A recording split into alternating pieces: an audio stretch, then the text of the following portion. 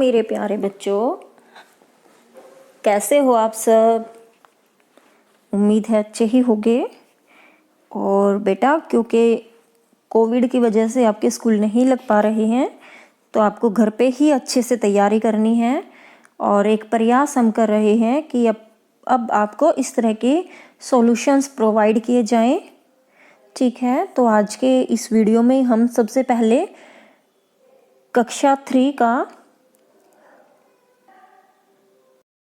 SST यानी कि सामाजिक विज्ञान पार्ट 8 कुतुब मीनार से चांदनी चौक की यात्रा, ठीक है, तो इसके माध्यम से आप सभी को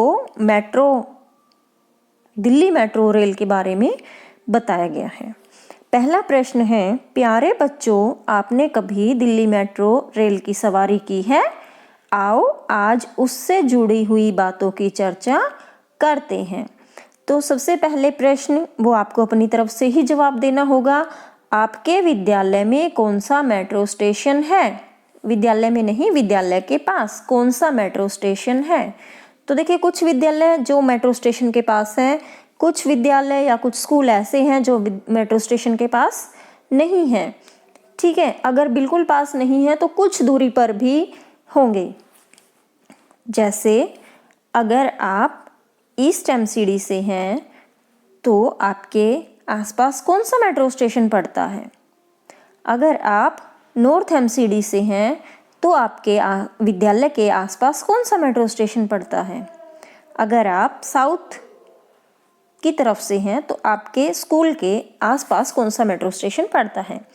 तो ये जवाब सबके अलग अलग हो सकते हैं, है ना। कोई स्कूल मेट्रो स्टेशन के पास है, किसी स्कूल के पास मेट्रो स्टेशन नहीं है। आगे देखिए, तो आप अपने हिसाब से यहाँ पर जवाब देंगे। मान लो किसी का वेलकम मेट्रो स्टेशन के पास स्कूल है, तो किसी का प्रीतमपुरा मेट्रो स्टेशन के पास स्कूल है, तो किसी का रोहिणी सेक्टर 18 के पास स्कूल है, तो किसी का अलग अलग जगह पर अलग अलग स्कूल हो सकते हैं। ठीक है, किसी के स्कूल के पास कोई मेट्रो स्टेशन लगता ही नहीं है। आगे देखते हैं, मेट्रो का चिन्ह कैसा है, इसे बनाइए। ठीक है, तो वो आपको बनाना है। हम एक बार दिखा देते हैं मेट्रो का चिन्ह कैसा होता है। तो हमारा प्रश्न था कि दिल्ली मेट्रो का चिन्ह कैसा है। तो जो आपको ये रेड दिख रहा है ना, ये है दिल्ली मेट्रो का चिन्ह। ओके बच्चों,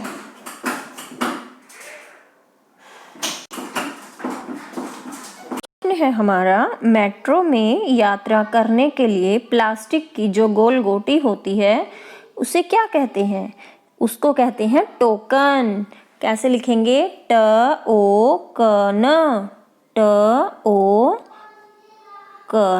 टोकन। ठीक है, मेट्रो में जो यात्रा करते हैं उस प्लास्टिक की गोल गोटी को कहते हैं टोकन। यदि मेट्रो के शीशों पर 8 लिखा हो तो इसका अर्थ होता है कि मेट्रो में 8 डिब्बे हैं। आगे प्रश्न है, प्रश्न 5, मेट्रो रेल में क्या ले जाने की अनुमति नहीं होती? किन्हीं 2 चीज़ों के नाम लिखिए। तो पहली चीज़ है आपका औजार, ठीक है, या चाकू, ठीक है, जिसमें नुकीली चीज़ें आती हैं, या ब्लेड, ठीक है, इस तरह की नुकीली चीज़ें, खतरनाक चीज़ें, ठीक है, जिससे आप किसी को नुकसान पहुंचा सकते हो, वो चीज़ें ले जाने की अनुमति मेट्रो में नहीं होती है। आगे चलते हैं, प्रश्न 2, सही उत्तर चुनकर खाली स्थान भरिए। तो वह स्थान जहाँ से बस चलती है, देखो बच्चों, बस चलती है तो क्या होगा? Bus terminal. बस वहाँ से चलती है और वहीं पर वापस पहुँचती है। कौन सी बत्ती होने पर सड़क पर वाहन चलने लगते हैं? देखिए, सड़क पर 3 बत्ती होती है ना, लाल, हरी और संतरी भी कह सकते हैं उसको, पीली भी कह सकते हैं। तो कौन सी बत्ती होती है सड़क पर वाहन चलने के लिए? हरी बत्ती। लाल बत्ती होगी तो मतलब रुकिए, और पीली बत्ती होगी तो मतलब देखिए, संभलिए। यदि हमारे पास क्या होता है तो मेट्रो में यात्रा के लिए टोकन लेने के लिए लाइन में नहीं लगना पड़ता। देखो वो प्रश्न था ना पीछे, गोल प्लास्टिक के गोल चीज़ को क्या कहते हैं? टोकन। अगर हमें टोकन नहीं लेना पड़ेगा अगर हमारे पास क्या होगा?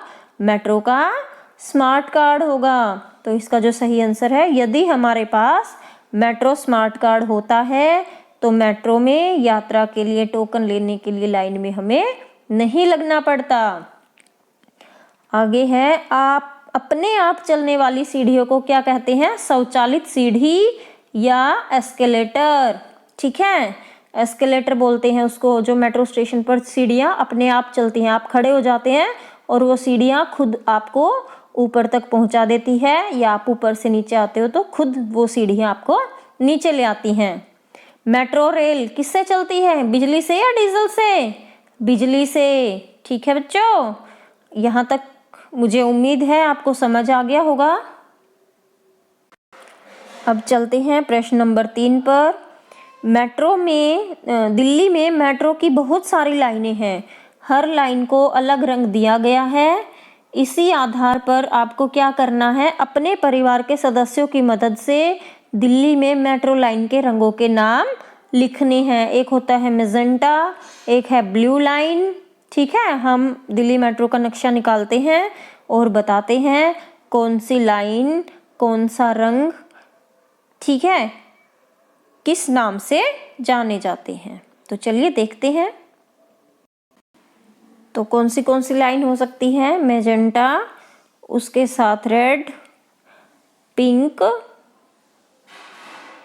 ब्लू, ठीक है, और magenta, red, pink, blue, yellow line, और भी कई सारी लाइनें हैं जो आप पता कर सकते हो। ठीक है बच्चों, उसके बाद देखते हैं आगे। देखिए प्रश्न, मेट्रो के नक्शे को देखकर दिए गए प्रश्नों के उत्तर लिखो। ये मेट्रो का नक्शा दिया है आपको। वेलकम मेट्रो स्टेशन से दिलशाद गार्डन मेट्रो स्टेशन तक जितने मेट्रो स्टेशन आएंगे उनके नाम लिखिए। तो सबसे पहले हमें नक्शे को थोड़ा सा बड़ा करना है और उसमें वेलकम मेट्रो स्टेशन ढूंढना है। तो उम्मीद है आपको वेलकम मेट्रो स्टेशन यहाँ पर मिल गया होगा, है ना। और ये थोड़ा सा धुंधला है लेकिन आप ध्यान से देखेंगे तो मिल जाएगा, क्योंकि ये PDF ही ऐसी आई है बच्चों।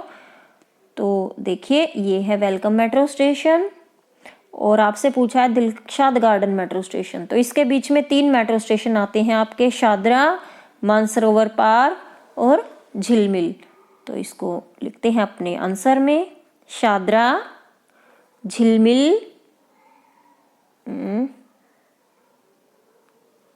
शादरा मेट्रो,